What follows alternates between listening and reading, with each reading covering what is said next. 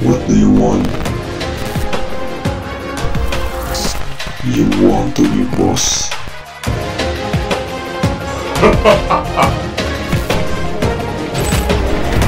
Watch Be Boss.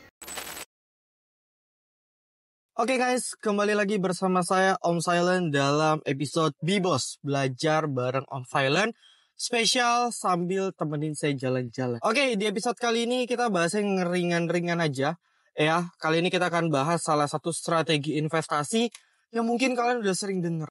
Ya, banyak influencer, banyak mentor or anything gitu ya, yang mengajarkan kalau salah satu strategi investasi ada yang namanya DCA. Ya, DCA atau singkatan dari dollar cost averaging. Ya, nah apa itu dollar cost averaging dan apakah itu merupakan salah satu teknik investasi yang tepat? Ya, mari kita bahas. Jadi dollar cost averaging simpelnya ya merupakan salah satu teknik di mana teman-teman investor itu melakukan pembelian terhadap suatu instrumen, ya kita ambil contoh saham lah, yang dimana dilakukan secara kontinu setiap periodenya, ya. Biasanya contoh kita ngambilnya tiap bulan. Jadi misalnya Om Silent, saya mau beli nih saham BRI, ya BCA lagi turun misalnya. Nah, saya gajiannya setiap tanggal 30. Ya berarti teman-teman akan membeli saham BCA itu tiap tanggal 30 atau tanggal 1 bulan berikutnya setiap bulan. Ya misalnya uang gaji teman-teman, uang dari usaha disisihkan 1 juta. Ya udah, beli tuh BCA 1 juta, 1 juta, 1 lot gitu kan. Terus secara kontinu. Itu simple dollar cost average. Nah, dalam penerapannya ya DCA ini bisa fleksibel banget. Setidaknya ada beberapa hal yang bisa kita fleksibel sesuai dengan karakter kita. Contoh misalnya, Om Silent, saya sih kayaknya nggak beli tiap bulan juga. Saya beli per 3 bulan. Boleh. Ya, Om Silent, saya beli setiap 2 minggu sekali. Boleh nggak? Boleh aja kalau duitnya cukup gitu ya. Mau beli setiap hari juga nggak masalah. Ya, itu bebas gitu ya. Nanti saya akan bahas di belakang kekurangan dan keuntungannya. Ya, jadi secara period belinya bebas.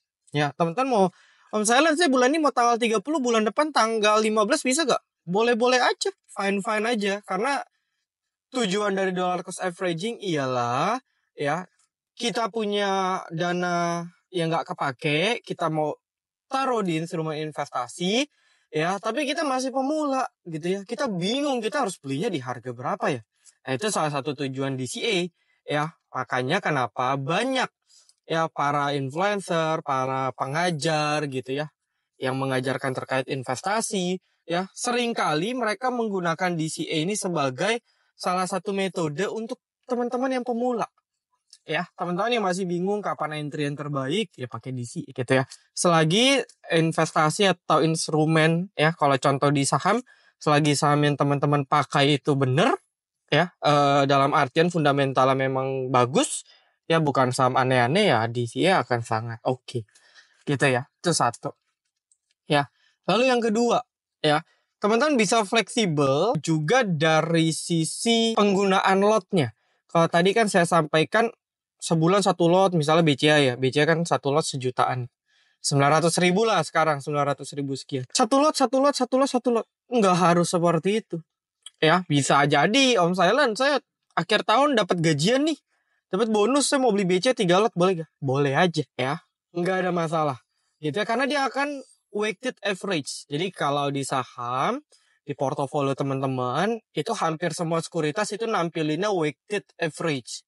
Ya, rata-rata tertimbang. Jadi yang tertampil di porto itu harga rata-rata bersih teman-teman. Jadi kalau kalian beli tiap bulan, tiap periode, ya dia akan rata-rata akan berubah terus. Seperti itu. Oke ya, sampai sini paham ya. Nah, lalu kita bahas apakah DCA ini efektif atau enggak.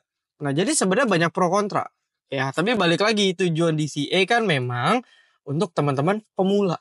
Makanya banyak sekuritas yang nyiptain fitur auto debit ya. Fitur auto debit. Jadi teman-teman bener-bener gak perlu buka ya, siapin saldo aja, injek ke sekuritas gitu ya. Nanti disetting, oh saya setiap tanggal 30 saya mau beli BRI. Terserah di harga berapa di tanggal itu. Nanti pada saat pagi-pagi di tanggal itu dia akan auto eksekusi berapapun harganya. Jadi yang kalian lakukan, injek saldo, udah dia akan otomatis. Ini sangat ngebantu. Yang penting teman-teman memang tujuannya long term investasi, DCA salah satu hal yang menurut saya boleh dicoba asal pemilihan emitennya tepat. Itu yang harus teman-teman pahami dan ketahui. Oke ya.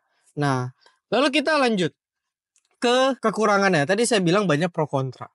Ya. Dimana kelebihannya tadi saya udah sampaikan lah. Beberapa kelebihannya seperti cocok untuk pemula gitu ya. Simple dan applicable. Bahkan banyak sekuritas fitur-fitur di platform mereka sudah mendukung untuk fitur DCA ini.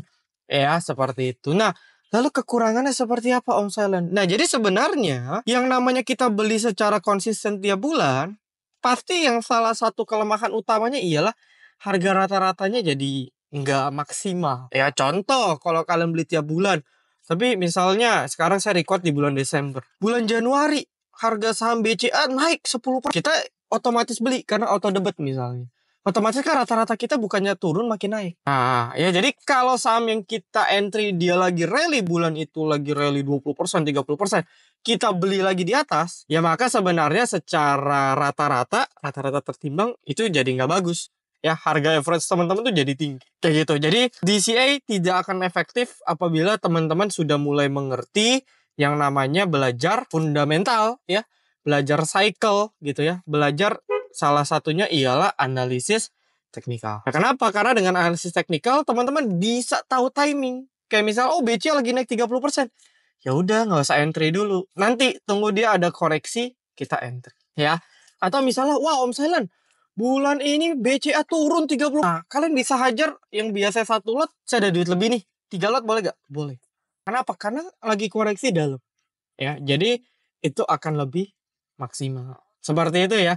Jadi itu salah satu kekurangan terbesar dari DCA ialah DCA tidak memperdulikan harganya lagi naik, lagi turun, pokoknya dia beli. Ya, dia beli secara konsisten. Seperti itu. Ya, itu salah satu kelemahan dari. Nah, berarti kesimpulannya apa, teman-teman?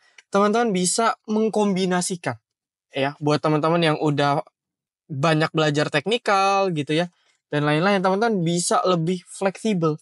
Tetap pakai DCA, beli secara periodik buat teman-teman yang ngisiin dari uang gaji, uang usaha dan sebagainya. Tapi teman-teman lihat chartnya. Kalau di dalam 1 bulan itu chartnya lagi naik terus, ya udah kita skip, kita entry-nya di bulan berikutnya. Seperti itu. Jadi fleksibel, menggunakan timing entry yang tepat biar harga rata-rata kita tuh gak ketinggian.